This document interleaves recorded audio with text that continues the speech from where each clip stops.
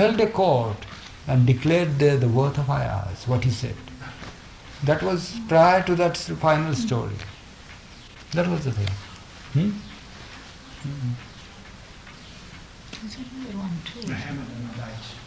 Muhammad and the dates. Okay. It so happened that Muhammad, you know Prophet Muhammad, perfect person, not an ordinary man, perfect person. So, well, one day in his court there comes, you see, he was seated with his close followers. One day, all of a sudden rushes in a mother with a child. And says, "My Lord, please tell this child to stop eating dates. He's spoiling his health there. He's getting sick with dates. He's so fond of them." Green dates, not the, they're lush. They're very, what do you call them? Like plums. Have you tasted those dates? Oh, you should.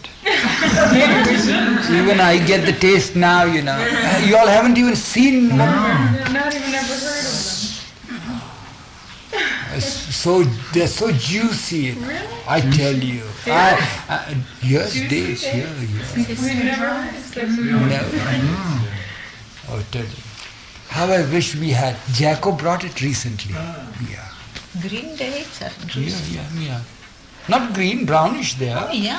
Brownish, Those yeah. Brownish dates. We Yeah. got brown. Brown Yeah, rice. the juicy We ones. get those new dates. We get dry dates. No, not dry. I mean fresh from the ready. Fresh brown. It's all full of juice, It's like the difference between fresh figs and dry figs. That's right. Right, the That's same right. thing. But figs are nothing compared to dates. We're going. So a person, once he gets a date, he cannot resist. Another date. And it's very harsh on the stomach. There is no doubt about it.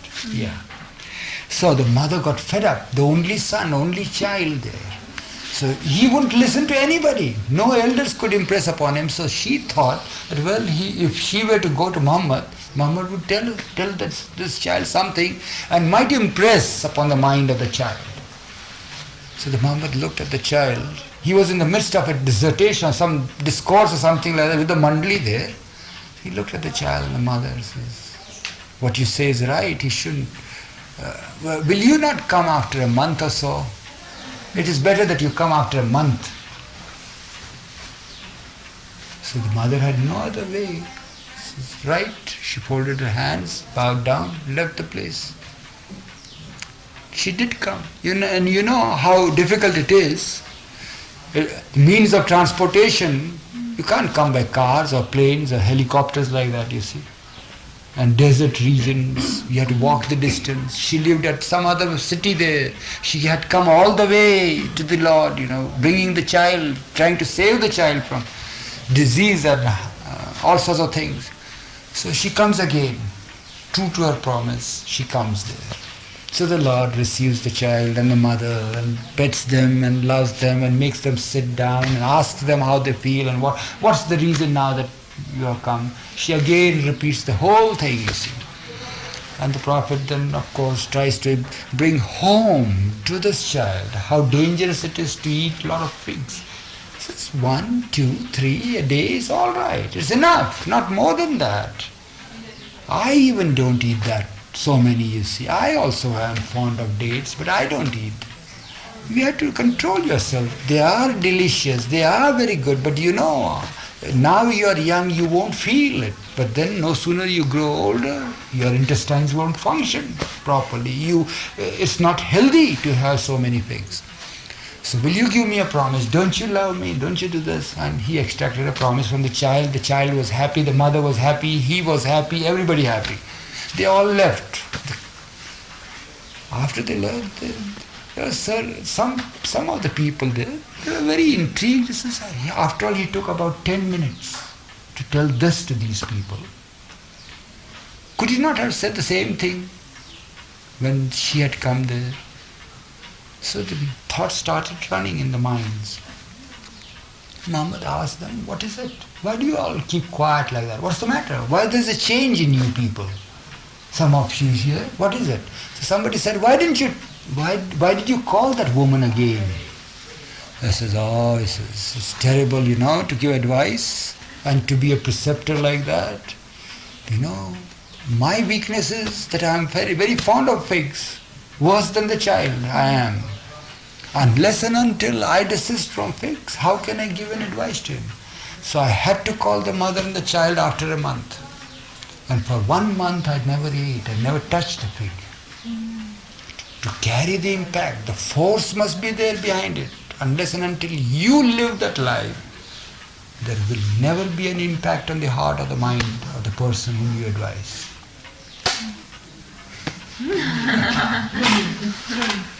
Huh? So that is the old story of Mohammed. You all know that. But do you all know that story about the worth of the kingdom? Worth. That's a good story. Worth of a kingdom? How much a kingdom is worth? I guess not. How much? Isn't that the one where it's in the desert? That's a very good one. Some Because I don't want. You don't know Because you all are from the Sufi group, so naturally I am asking you all, because you all must have read somewhere, you all must have heard some such thing. So let us not repeat these things. Most of us don't know. Yeah, I don't know that one. You don't know Maulana? You don't know, but it's a Some very of them know, some of them don't. All right. So we'll repeat for those who don't know, but we'll repeat in a sense that we don't take much time. It's enjoyable, I'm enjoying it. You know it, Francis?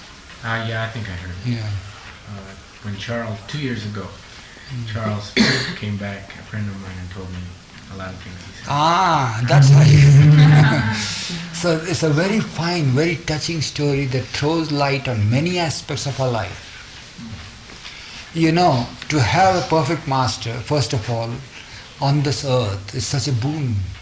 There are only 5 perfect masters, as Baba said, on this earth. 5 perfect, not more than that, at a time. And to have 5 perfect masters on earth is something great. But to have 1 perfect master in an emperor's kingdom is priceless. You see that? For one who knows the worth of the perfect master. So what happened one day? A great king, an emperor you may call it, of a certain country in the east, came to know that a perfect master was in his kingdom. And he resided some miles away in the interior. And when he came to know, he couldn't resist the temptation. He says, it's my bounden duty. What a blessedness it is that my kingdom is adorned by a perfect master.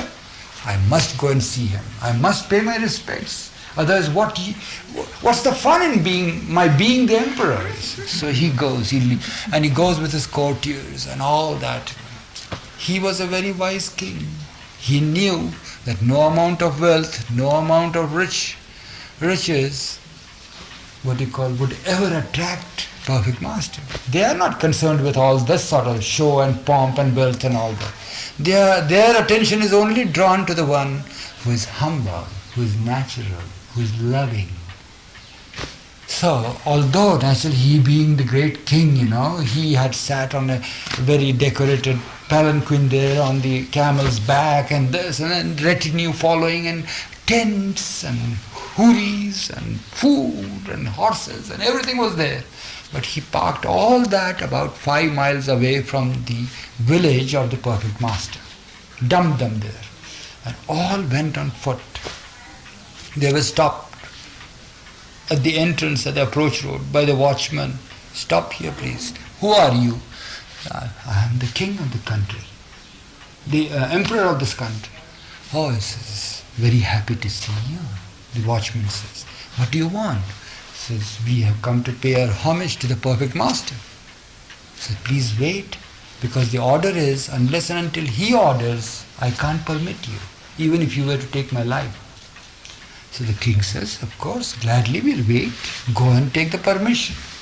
You follow now? See, this is how it is. The tradition is that, and that's how it is. It should be. So the emperor waits there for the command from the perfect master, because he is the overlord, perfect master. So the order is, Yes, send them inside. So they come. They all keep standing. The courtiers are introduced by the king and all that. And the perfect master is very happy. And the ways of the perfect master is, they are simple. They will never talk of spirituality. Never. They will talk about all mundane things. And any informal talk is the dissertation. Yeah. They will ask you about your health, and in that 1 or 2 sentences will be such that it will strike not you, but the others who are hearing, that cap will fit them, you see. Same thing they will ask, he'll ask somebody here and the cap will fit you immediately there. So you get your answers and everything is done and all feel happy about it. So he asked about this and how many wars you had and how are your barns and are they filled with rich crop and how were you victorious in your last war and this and that and many things. So naturally the king politely answered all this, but whereas he had come to pay homage to him and at the same time hear something from him.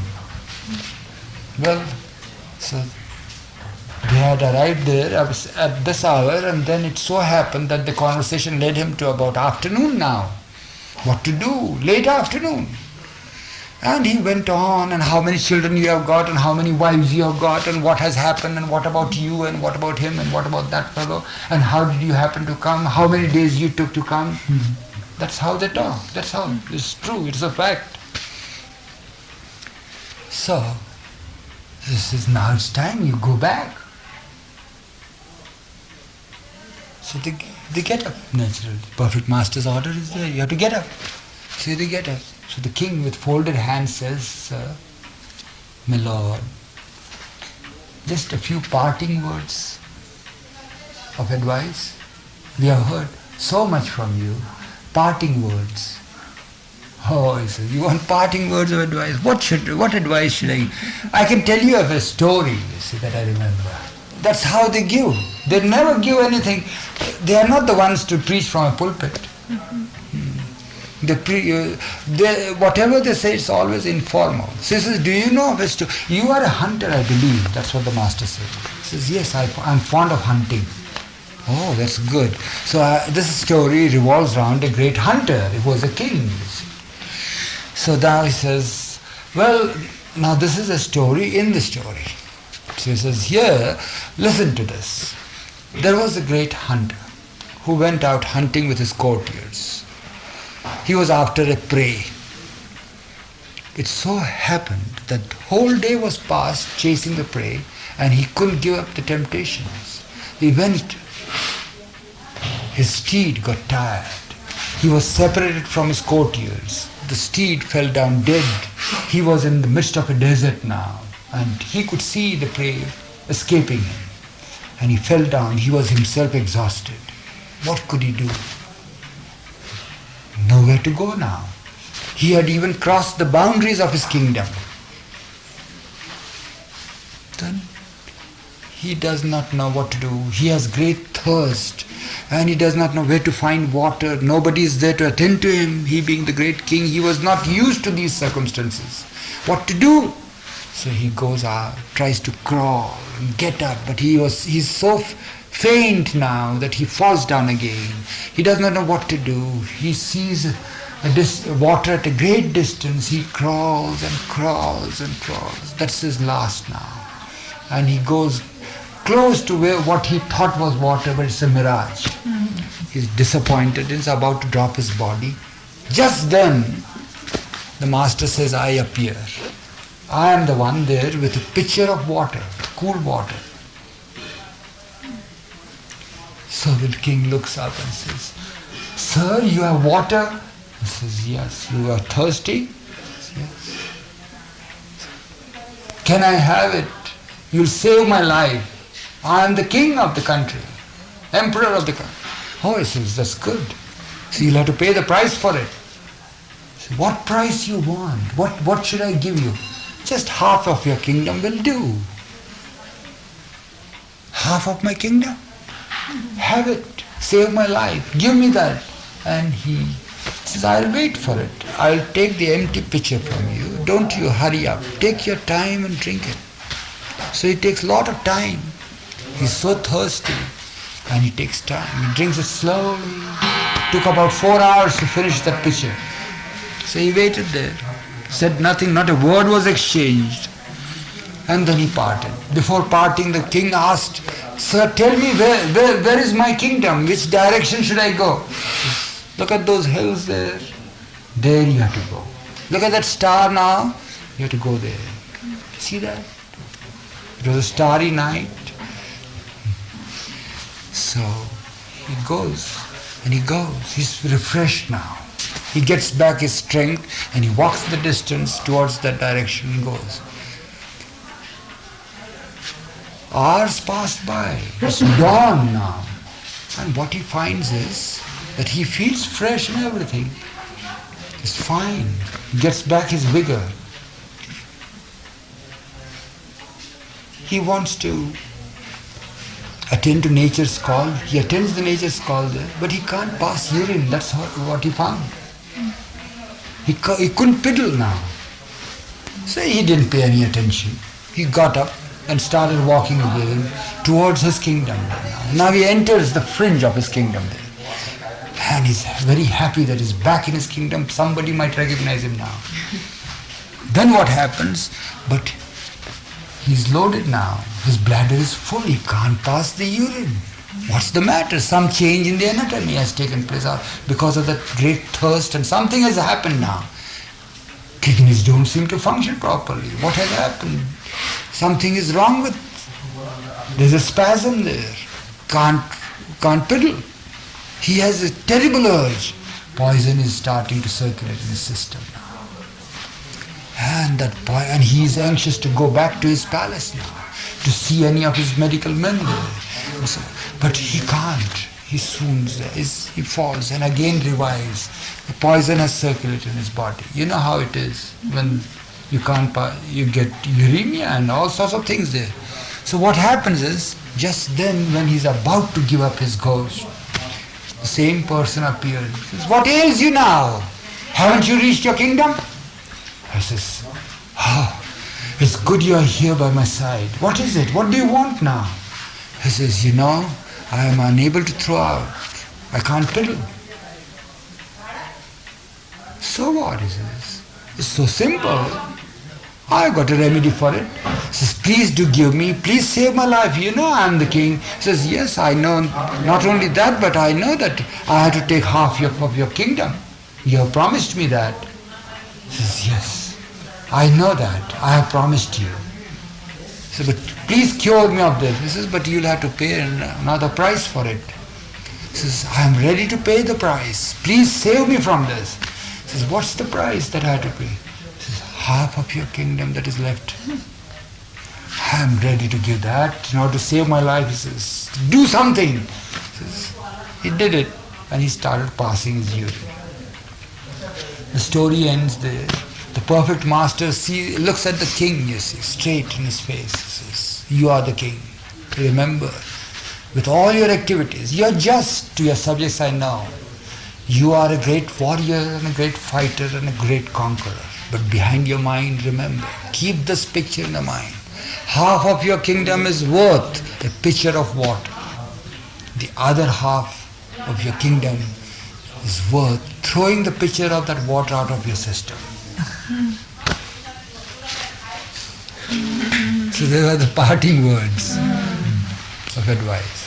You had not heard this? Is that the right one?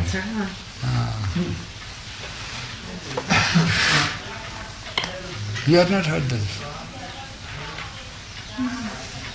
What is Lindsay? Discourses, did he set out to put all these things together into a book, or were they just given to No, you? they were given one after the other as chapters, for the magazine that was coming out every month. What magazine? Meher Baba Journal. Oh, was it? Yes, every day here or in one of the rooms, sometimes, and means the whole discourse was not given at one time, As Baba, as I tell you, casual things. Sometimes somebody would ask something, some question, and then he would give out these things. So during the course of 1 month, of course, there was all the time the editor there behind of the magazine. It hasn't come yet, because that's the important article there. So he would take his time and give out these things. So these things were compiled, put into order. And then so. But when this book of discourses was printed, that captions and this and that was Dr. Deshmukh's style there. Did Baba arrange the order of the discourses? How can Baba do all these things? Okay. Yeah, what would he care? Whether you even gather the discourses or throw them out, he wouldn't care, you see. He has given to us, yeah. Eruch, maybe the people would be interested in seeing the suitcase that you wrote God Speaks. You kept God Speaks in all the papers when you were taking Baba's dictations for them. So what? The little tin can, can. Yeah, the thing is that how we used to gather all these, how it was done. Casually he would tell us, he just asks me, you see, take down the notes, come on, sit down. That's how God Speaks began, you see. Never knew what it was all meant for. But I knew one thing, that I used to always tell Baba, when will you give us that book, Baba? When will you give us the book? And she would write so often. When she would come and meet Baba, she would say that.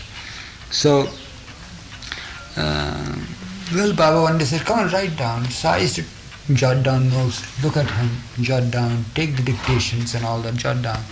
And then he would give some time, when the time would be only when he would go to the women's side, to us men. Others, where is that time? He would be always with us. And that was the time when I had to go over the notes.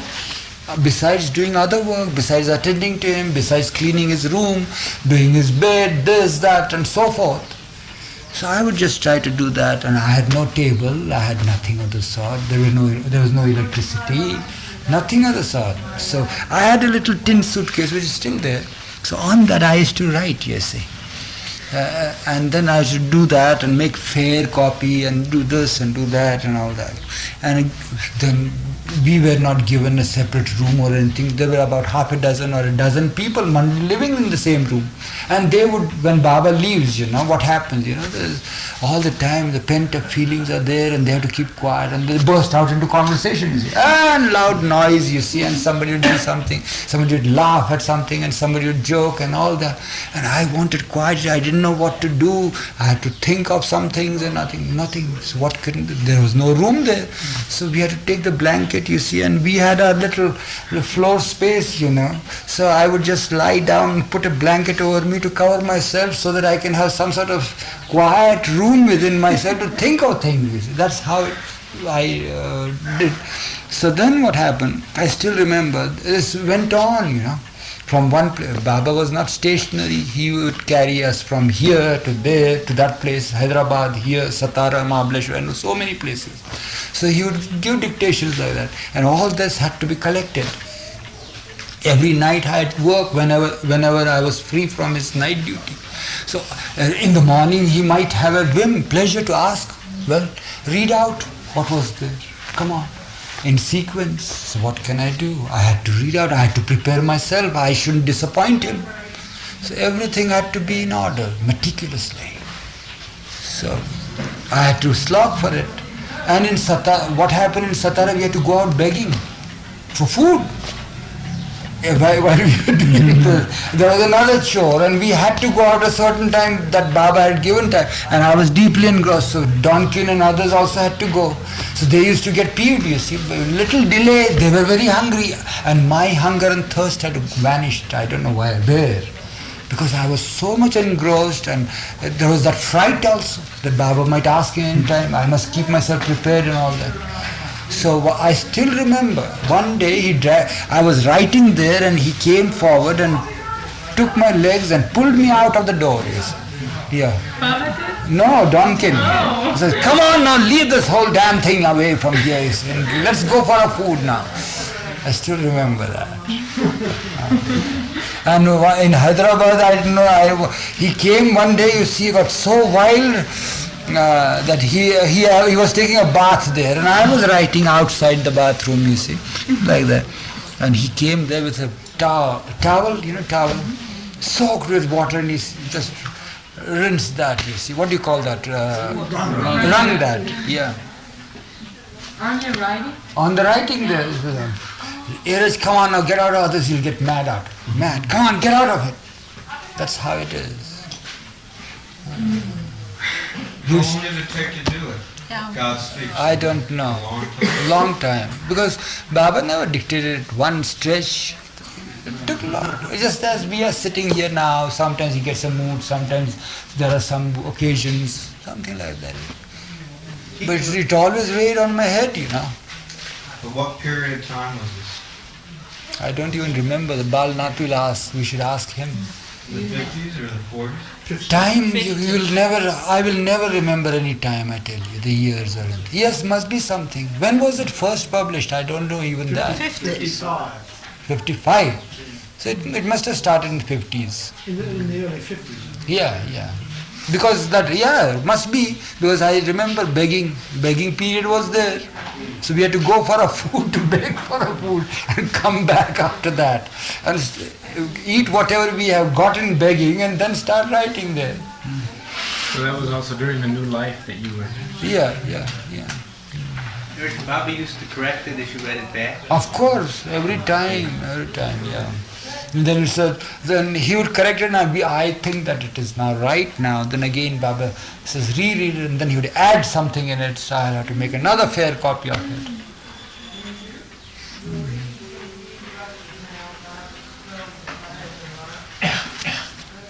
But all this, this God speaks and all this, just fades out. For me, when I just hear the stories from you all about how you all came to Baba, what made you come to Baba, hear the stories of these great people you see, who are now glorified as great saints and all that, their way of life, it's so thrilling, it's so heartwarming for me that all this is nothing. It's all there. Books are there, the words are there. But the real McCoy, as Harry Kenmore would say, is this, the life with the God-man. It's true. All this is nothing.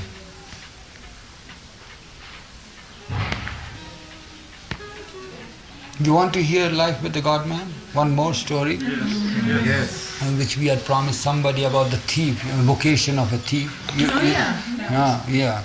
You all might wonder, you see, don't misconstrue what I am saying now. But it's a fact. Such a thing has happened, you see, at the time of Mohammed. Now that doesn't mean that it will lead to something undesirable. It shouldn't. If you have your heads on your shoulders, it wouldn't. What happened is that one day while Mohammed was sitting with his people, all of a sudden there comes a young man in a very dejected mood, very sorry with his plight. And he stands before him in reverence and quietly. And after discussions with his mandali and others and all that, "Hello, Devi, come here. When did you come? Slow. Cycle? No. Rickshaw? Slow rickshaw. Does he permit you to come in rickshaw? For first, he came with you. For first few days, most probably. No. Where are you now, Pariya? Near Connie. Feel settled there? Yes. Good. Yes. Food? Yes, very good. Very good. The other day I gave you that dal to eat and it was too hot for you. And how do you manage? It's not real? Real?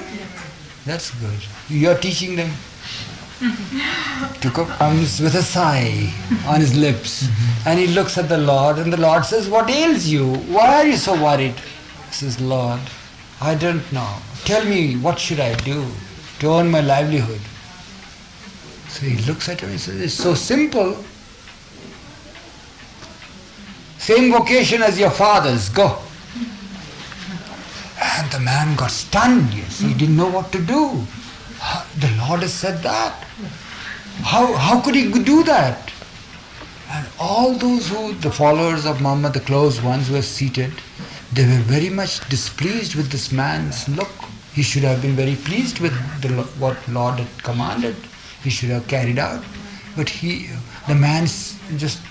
was dumbfounded. He didn't know what to say. So, and they looked at him.